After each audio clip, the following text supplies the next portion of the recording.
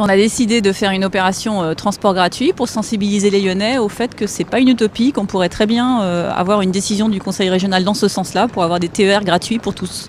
On a édité ces petits facsimilés de tickets de métro. Bon, même si c'est pas le métro qui nous intéresse aujourd'hui, c'est les TER. En essayant de résumer notre message avec moins de pollution, moins d'inégalité. Parce que pour nous, cette mesure-là, ça serait une vraie mesure écologique pour réduire efficacement les gaz à effet de serre, bien plus efficace que la taxe carbone qu'on a essayé de nous infliger il y a quelques temps.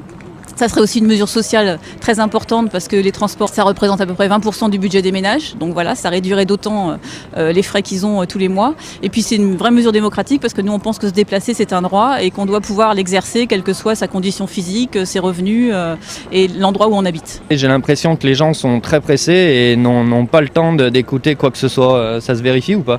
Oui, mais c'est pas grave parce que bon, on a l'habitude des tractages et on sait bien que souvent les gens refusent de prendre des tracts. Donc là ils les prennent assez volontiers, donc c'est bon signe, ça veut dire qu'ils s'intéressent à ce qu'on dit et qu'ils ont envie d'en savoir plus. Donc voilà, ils liront ça tranquillement chez eux. Il y a aussi pas mal de gens qui s'arrêtent. Enfin, par rapport à un tractage habituel, on trouve qu'il y a un bon accueil. Financièrement, est-ce que vous avez une idée du coût d'une telle mesure? La billetterie actuellement en région Rhône-Alpes, ça représente 500 000 €. Et nous, on considère que si on enlève tous les coûts qui vont être diminués grâce à cette mesure, on va arriver à un coût résiduel de 200 000 € en fait. Donc ça veut dire un peu moins de 10% du budget du Conseil régional, ce qui est tout à fait assumable, c'est un choix politique. Donc quand je parle des coûts induits qui seraient à réduire, c'est tout ce qui est pollution, accident de la route, investissement au niveau de la voirie, mais aussi tous les frais de billetterie, etc. Et je voudrais rajouter que la gratuité, c'est pas tout. Il faudrait aussi augmenter les cadences, augmenter le nombre de rames. Enfin, il y a tout un dispositif qui doit être mis en place pour que ça devienne vraiment attractif et que les gens utilisent ce transport-là en priorité par rapport à la voiture particulière. Nous, si on peut résumer notre programme pour ces régionales, c'est l'argent public pour les services publics. Donc les transports, c'est un exemple puisque ça fait partie des services publics qui sont rendus à la population.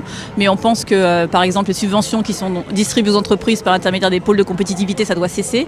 Que les subventions qui sont données aux lycées privés, ça doit cesser et que cet argent-là doit revenir aux établissements publics, par exemple les lycées professionnels qui manquent gravement de fonds pour pouvoir fonctionner et que par exemple si on a besoin d'aider des entreprises en difficulté, on préfère aider les salariés que aider les patrons.